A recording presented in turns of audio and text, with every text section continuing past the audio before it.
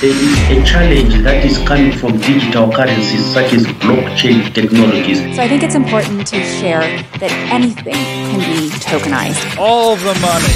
I like the idea of a gold standard. I mean, it could be used in a very cryptocurrency way. Very much sooner than a lot of people understand or think.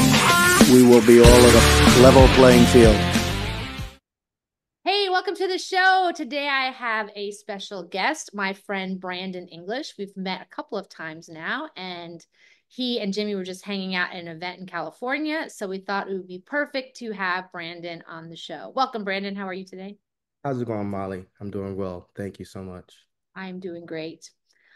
So there are probably going to be people who are watching this who have not met you before. So please, before we get into the sort of meat of our conversation, tell us a little bit about your background and how you got into this kind of world of digital assets. Okay. Well, first, started off, I want to thank you, Valho Capital. That has to happen. Thank you for this opportunity. It means a lot to me and my family. So with me, I am Air Force veteran, served 13 years. I got out. I was a 2W1 F-16 armament specialist. So what does that mean? What that is, so I deal with the storage management system of the F-16. So the weapons, the actual computer system in the jet, I was 17 and a half, and that's what the military wanted to teach me and got pretty good at it. So that was awesome. I did that for 13 years. I got out in 2015. I was going to be an EMT, but I decided not to. I actually got a call from Lockheed Martin, and they wanted to hire me on to a program overseas. Program was amazing. Opportunity, I had to take it. So left the family, went overseas, started, learning about, what finance is, because it actually opened the door that I never thought I'll ever have the key to. So I was over there with a lot of older gentlemen and women, and they were, kind of teaching us like, hey guys, this is what you need to do. This is how this works. This is how that works. And I was taking that information in slowly. But when I was overseas, I had a lot of travels. So every 4 months I had to travel. So I was able to see something that most Americans don't see. I was able to see how blockchain, cryptocurrency, the digital asset universe, all these digital ecosystems were thriving overseas. Okay. Like where? Give us an example of one. So I remember one time I was I want to say it was either Berlin. Yeah, I want to say it was Berlin. And I saw on the cab, Bitcoin accepted here. So, do you remember like how long ago this was? Oh, God, this was 2018-ish. Okay. About 6 years ago. Okay. Yeah, 2018-ish. I was kind of like, wow, that's weird. I never seen that in America. So it's kind of whatever. So I decided to try to get into, some investment opportunities. So I started with stocks. I didn't really do good with stocks. I was uneducated, uninformed, kind of jumping into something I had no idea what I was doing, and which most people, you have your growing pains. I jumped into crypto a little bit via, the meme coins, the top three, of course, Bitcoin, Ethereum, XRP. I was kind of, hesitant a little bit. It was just a little hobby I was trying to pick up, but it all changed in December of 2020 when I saw the SEC versus Ripple. Okay. So were you already an XRP holder, I assume, before then for a couple of years? Yes, ma'am. Yes, I was. Yes. So it all changed around there. So I saw the press release and I was, SEC is going to be suing Ripple. The XRP token is going to get delisted. Mind you, I'm holding this token. So I'm kind of looking at it like, well, I don't want to be, not following the law. So yeah, let me just hold off on this. And it just didn't seem right because I started reading the actual complaint. And I kind of stumbled onto this thing called the Howey test. Okay. And I was, I've never heard about the Howey test. I had no idea what this was. It's completely new to me. But something was forcing me to like, hey, Brandon, look at this because it just doesn't seem right. And so I started reading the Howey test and, the common enterprise, the contract. And I was like, I never purchased any XRP from Ripple. In fact, I didn't even know who Ripple was until you guys sued them. Okay. So right when I saw that, I was like, you know what? There's more than the eye can see. So I'm gonna do some research. And that's literally when I dove down. I started listening to, you and Jimmy, um, Brad Kimes, DAI, Mickle Markets, Tony from Thinking Crypto. I mean, the list is just, it's amazing. And it was really good because not only were we able to share information, you're able to conversate and you're actually able to talk to someone that kind of shares that same passion. And so what really saved us was, of course, you have, John Deaton, you have Fred Rispoli, you have Jeremy Hogan, you have James Fallon, you have Meta Lawman. You have these lawyers actually coming into the space and, hey guys, this is what this is. John Deaton doing the class action with the 75, 78,000 XRP holders.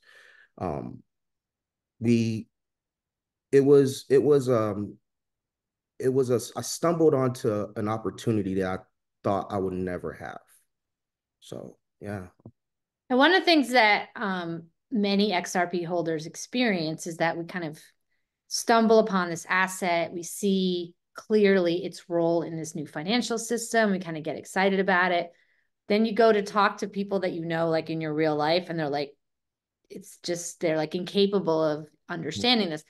Have you had that, especially in the military, which is not really traditionally a finance-centered world? Like, Oh, of course. I mean, it's people don't know what they don't know. So I when I saw this, when I saw crypto, I was like, I'm not going to be able to understand this asset class until I actually dive into it. I'm not going to understand this asset class until I actually start reading some of the regulation. So that's where I kind of that was my kind of start place. If you ask a lot of people about crypto, most people in America, it's like, oh, that's another FTX or whatever like that, which was horrible. So glad he's in jail. Um, but I realized that, well, if this space is so unknown, well, I can already see what the future is going to do. The future is going to turn us to a digital society. I mean, it kind of already has, over the COVID years, just this meeting alone. I mean, I would have never thought about this, 10 years ago. Never thought about this. So I can see how the world is switching to this digital format. So I kind of went on a whim and I was like, you know what? If I follow regulation will then tell me what asset classes to look at, the use cases for those asset classes. And then I can make my investment thesis on, hey, this is what I want to do based off of my research. So, I mean, that's how I'm attacking it. In the military, they taught us, troubleshooting, discipline. It's I kind of want to use those skills that I acquired in the military and, growing up living, on this planet and actually use it for good. So I think I'm on the right path. So I'm just gonna stay here and see what the future entails. so I am curious because we all kind of have had to figure things out on our own because there is no book Mm. published of what this new financial system looks like. This is part of the whole like Twitter sleuth world, right? Yes, What it is. is your thesis? Like, what do you see the new financial system looking like, and how do these digital assets play a role? Well, I mean, I see the future is bright, but the future will not be bright until they get regulation. Until we get our regulation, that is what I believe is a catalyst. Like I said, I'm just a regular guy, regular vet, trying to figure out this world too. So I think that the the future is very bright, but it's just that regulation aspect that needs to get handled. At one point, you brought up before, and you told me about this when we discussed this like a week ago, a lot is going on outside the US that is further ahead of what we're seeing in the US. So let's put the US aside for a second, and we can talk about why those regulations have not been released. But think about the other countries of the world that have been embracing these digital assets and this technology at a faster rate. How do you see this playing out? Like, are there sufficient regulations in place in other countries to allow the adoption there? 100%. 100%. One area in particular is the UAE. The UAE is leading the world in this blockchain universe. I mean, I saw a picture of Ripple had a advertisement on this one area of the city. And when I was a contractor, I used to be in Dubai every 4 months. So I know exactly where they put this advertisement at. And we all know that Dubai does not play around with their money and their regulations.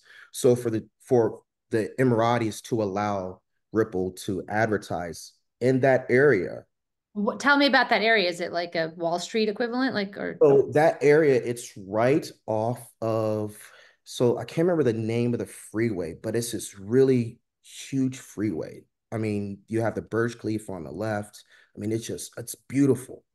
And that is where, I mean, you think of Dubai, you think of the Burj Khalifa, you think of Atlantis, but, they put that right in the area where the money's going to see it. Got it. So it's a very prominent location in terms of. Very prominent location, very prominent location. In London, in the Tube, I saw a couple posts about that. Never been to London, so maybe that's on the list of what place to go one day. But when I see these advertisements for blockchain, not only Ripple, but other blockchain entities put in these specific areas, that is where I'm kind of like, you know what, the sky is the limit for this space. We just need to get the information out there to the people. And that's kind of where I'm at right now. So let's talk about Ripple for a second. If you watch the sort of nonstop banter or fighting on Twitter, depending on how you want to label it, there seems to be kind of two schools. One who believes that XRP is its own thing. Ripple is just one of the companies using it. And there's other people who think that because of the escrow, Ripple's like manipulating retail, dumping, pumping, and kind of using us as a liquidity source. So what's your take on Ripple and their role in the XRP ecosystem? My take on Ripple is doing what the internet did in the early 90s. Okay. And what the internet did in the early 90s is it allowed us to transfer information at the drop of a hat. You were just overseas in Spain.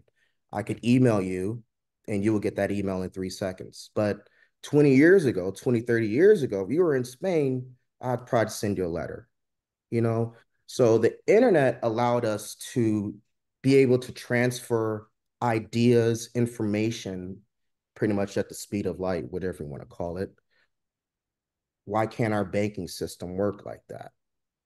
So once I realized that, all the tribalism that kind of happens, I kind of just brush it all away because everyone's entitled to their own ideas. That's cool. But I'm following the regulation. I'm following, the white papers. I'm following, all of the announcements that's happening, not only with Ripple, but other companies that's saying that, hey, we're partnered now with Ripple. We're partnered with this. We're partnered with that. These are multi-billion-dollar organizations, and they are coming out publicly and stating that we are moving to crypto and blockchain technology, like it or not. So I think that it's who to you to look at this technology, understand that there is something here, and it's better to study it now rather later when you're, at the end of the line while everyone else is. They're all enjoying their life. I miss the internet, I was still in school, but but I'm not going to miss this one, and I can see how the world is moving. So that you bring up a great point, which is, I forget this sometimes because I live in a self-created echo chamber where I hang out with people who all have this understanding we're talking about here. And I forget that like we are a very small percentage Very small. worldwide. So as someone who is aware of this and understands these changes that are coming, like, do you feel any responsibility or obligation to like educate people, or do we just sort of each person's on their own journey? Honestly, I feel that if you know something that can help another person out, how I was raised is you tell them, you don't hold that in. You try to make not only yourself better, but you want to make the people around you better too. Because yeah, if say you make a bunch of money, you're having this very affluent life. What's the use if you don't have your friends and family with you? So also on that aspect that there's traditional finance entities that actually they need to have this information too. I know me and you and Jimmy, we spoke about the document I made. You know that I was looking for the reason I made that document was because as I was researching this, this blockchain space, I call it the University of Brandon. That's the school I went to. So as I'm start researching the space, I was like, you know what? There's something here. I think that if this goes the way that I see it happening, I might need a financial advisor. It's not something that I'm going to be looking for. It's not something I'm actively going to be searching for, but I kind of put in the back of my head that, hey, if I need one will come up. And then hopefully I'll be able to, talk to him about, this space. Now, have I know you're going to be making a generalization that's probably broader than the people you've spoken to, but based on the conversations you had with wealth managers or people in the sort of financial advising space, do they seem to know more about blockchain than you?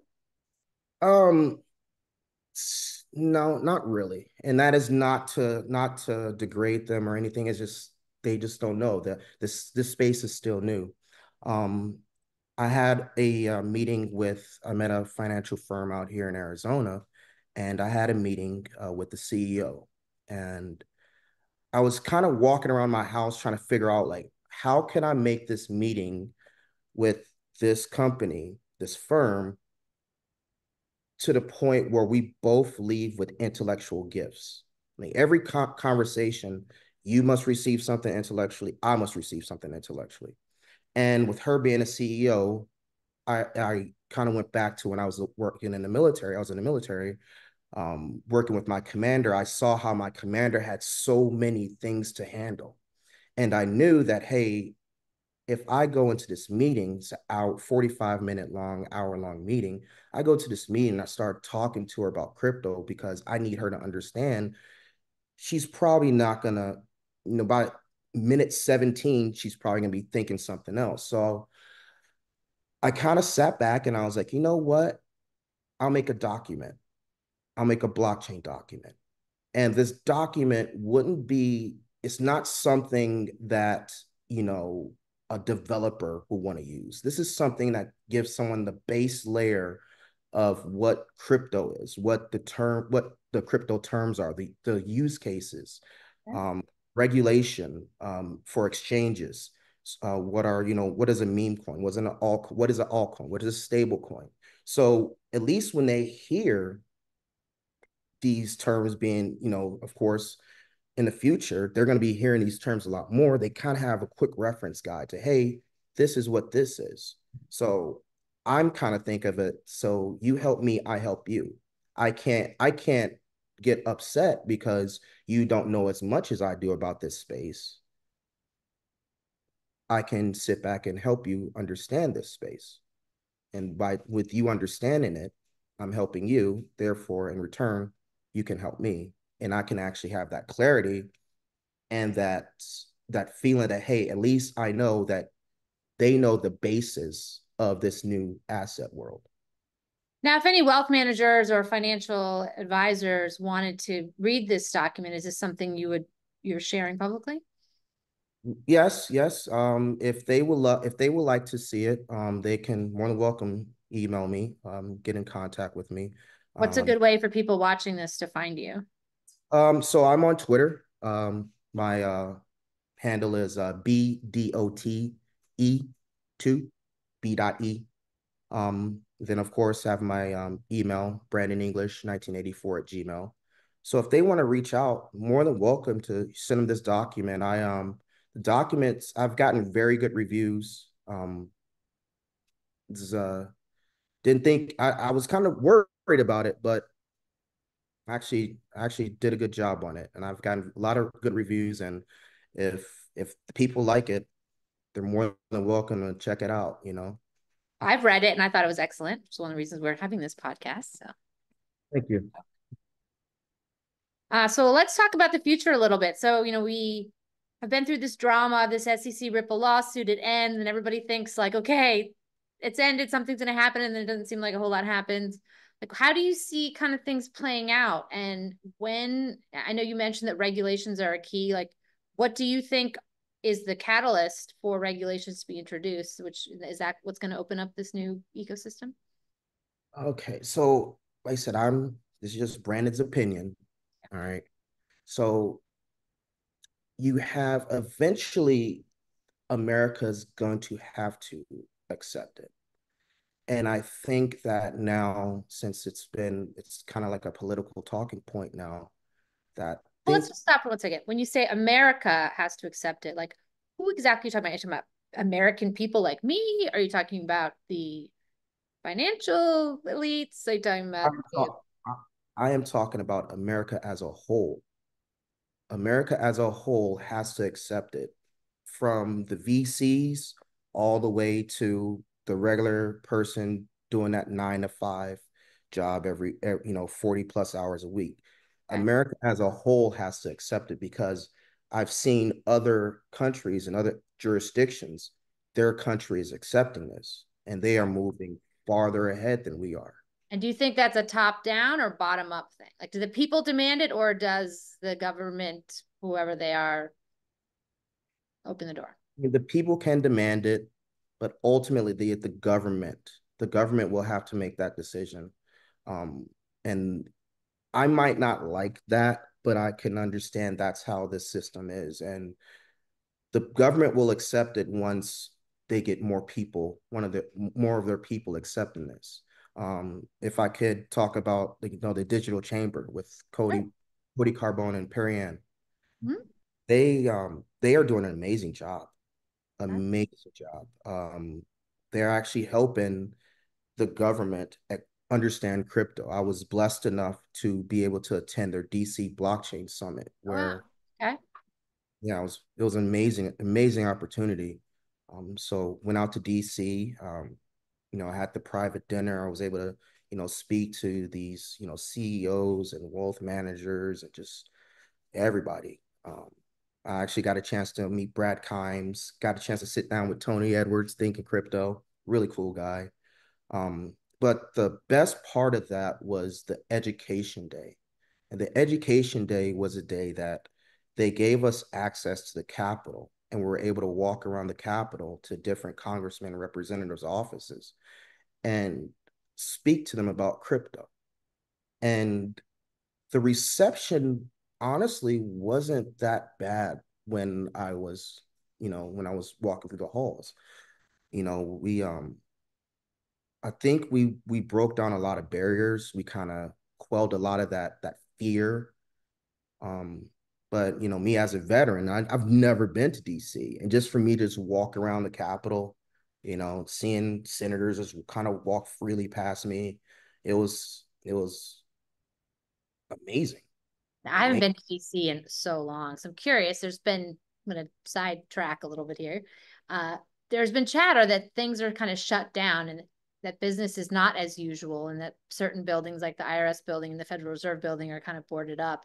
What did Mhm. you notice, like energetically, or does it seem like it's a hustle and bustle place, or is it quieter than you would have expected?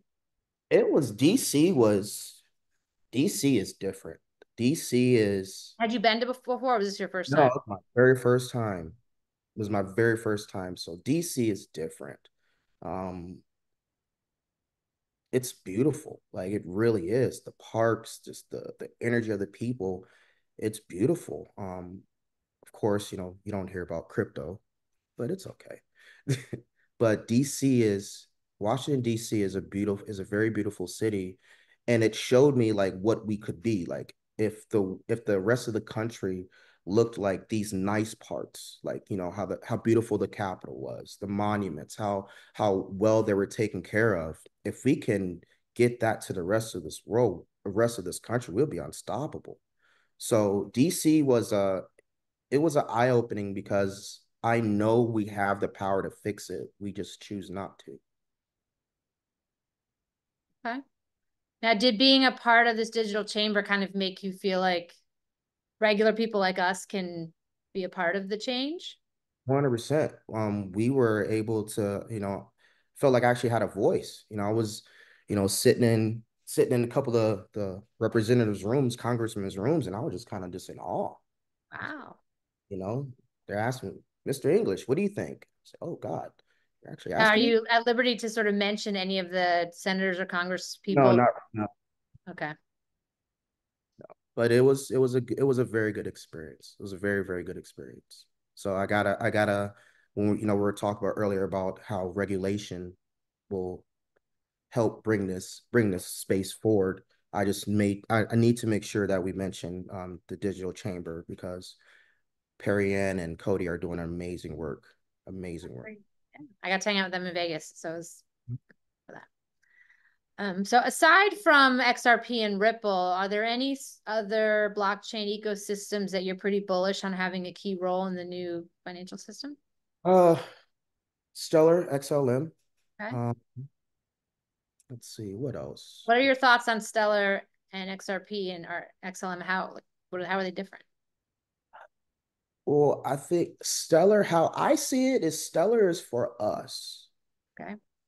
XRP is for the other people. The Therefore, institutions? yes, the institutions. It's for the institutions. But I can kind of see what they're doing. I don't know for sure, but I think that Stellar and XRP will be groundbreakers in the next 5-10 years. Like it wouldn't be a person walking this earth not knowing who Stellar what XRP or what XLM is, what Bitcoin is, what Ethereum is. The world's gonna know eventually. We just have to get there. I mean, you've made the great analogy that it's like, the third iteration of the internet, and the second iteration was when things like Facebook and Twitter sort of took off. And initially those were startups. And even in the iteration of, Internet 1.0, when Amazon was born early on, there were people who didn't know what Amazon was. And now that's kind of a difficult thing to imagine because it's so ubiquitous and everywhere. Exactly. Do you see Ripple and Stellar kind of being in the caliber of brands that the Amazons and the Googles of the world are? Eventually, 100%. 100%. I really do. And I said, this is just my opinion, but I'm basing my opinion off of the research that I've done and what I've seen across the world.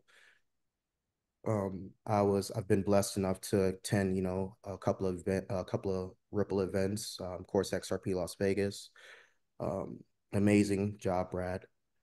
Um, uh, we will we will know about XRP and XLM. They will be, a household name soon. It just takes that time. Like you said, you know, back in the internet first started, no one knew about the internet. I didn't even care about the internet because why should I log onto a computer to get news when I just read this magazine right here? Now, think of it, who reads magazines? I'm just gonna log on the internet to get the news. Exactly. Yeah.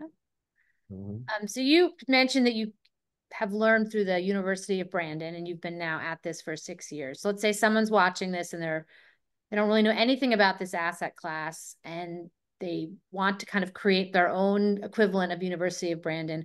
What's your suggestion on like how to start that process? My suggestion is look at what you want to accomplish in life. Okay. So I want to have my own plane. okay, you want to have your own plane. Well, you gotta figure out a way to get your own plane. Like, what can get you that plane?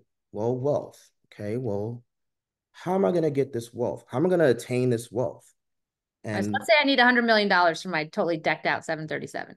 oh, Well, I'm not a financial advisor. I'm just saying that if you want to go buy a whole 737, then I mean, learn how the current banking system works. okay. That was my catalyst. It's actually a really hard thing to do, interestingly. Yeah, it is. It is. But you can learn the basics. You can learn what the dollar is. You can learn the petrodollar. You can learn the SWIFT system. You can learn that. I mean, if you can read, you can learn. It's just we have to choose to do it. That's it. One of my areas of study in the past couple of years, but very specifically recently, is to really understand what exactly correspondent banking is and how it works, Mhm. because that is something that I'd never even heard of until it was suggested that Ripple was intending to replace correspondent banking. I was like, I've never heard of that. What does that even mean? And I've learned that blockchains and correspondent banking are actually very similar, and that you have these series of walled gardens. And one of the hard things is if I have a bunch of money on the XRP ledger and I need to get you money on the Bitcoin network, it's not that easy to jump gardens, to jump from one wall to the other one, which is the same thing in the banking world. And that I've got a bunch of money in Luxembourg and you are in Australia, and I want to send you money, those are two separate walled gardens. So to move money across jurisdictions, it's like jumping from one blockchain to another, is a more complicated thing than it should be. Like I used to just think, well, just send the money, but no one actually sends money. Money's not sent. It's all about accounting ledgers, which is fascinating. That's another conversation. And so All right, what else do you want to talk about before we kind of wrap up? What's been on your mind lately regarding this asset class and the news and all that stuff? um let's see what's been on Brandon's mind. I just wanted to flourish. That's it. Like this is a new asset class. Like the crypto community is one of the most diverse, accepting communities I've ever been a part of. I would agree with that. Yeah. 100%. And I just want to talk about the community. I mean, you're able to meet people that are like, we're all struggling in some type of way. And the crypto community, like, we've all realized that we all have that one thing in common, that, hey, we want our families better. We want our lives better. Like, the system that's going on right now, it's not really working for us. So the crypto community, we're able to share knowledge. We're able to, have these podcasts like this. Like, thank you for, again, thank you and Jimmy for this opportunity. Just the crypto community is very, I love it. I really do. It's like a family, Of course, you have your family members that you don't like, or like, oh my God, cousin so and so's coming over, but they're still family. You'll still talk to them, you'll still wish them the best. And I think that's kind of how the crypto community should be. We're all family one way or another. Um, and I really want to thank, Brad Garlinghouse and David Schwartz, Monica Long. I really want to thank them because they did take they did take that bullet for the crypto community. I didn't really think about it, but what they did was they fought for everybody, and they were laughed at, which is okay. This adversity makes you stronger. John Deaton coming out of nowhere with the class action, was it Amicus Curiae Amicus briefing? brief, or the Ripple suit. Yeah. But Yeah, Valid Capital also submitted an amicus brief in that case as well. yeah, y'all did. So it's like you guys are really instrumental in building this space up. And we're all kind of working like, in the military, just one job isn't everything. A pilot isn't everybody. You have logistics, you have medical, you have your maintenance team, you have your air traffic controller team, you have, your fire rescue, you have everybody all contributing to the team, and the mission gets done. And I think that that's how the community is going.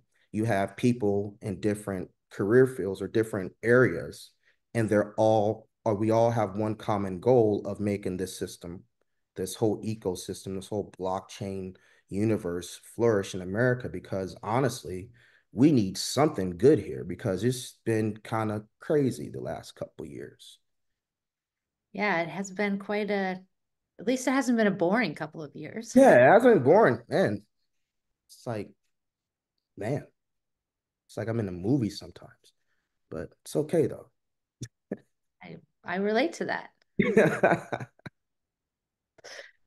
Well, Brandon, it was lovely chatting with you. I think we're in this exciting time in history where, people like us have been aware of all these changes, but now it feels like a lot of disclosures in the mainstream narrative or dialogue are now opening up, and we're seeing some crazy stuff with Twitter and X and Elon and Donald Trump that's bringing a lot of these things into the main square discussion.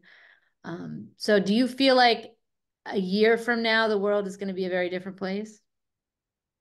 I hope it's in a different place for the better, you know. But I think in a year from now, we should be looking back at these days like, man, that was a wild time. Like that was our growing pains, but now we're here. I'm very optimistic. You know, you just gotta stay positive. Gotta find something in your life and stay positive about it. Then, you'll fight for what you believe in. Great. Remind us again of your Twitter handle in case people want to follow you and keep up with you.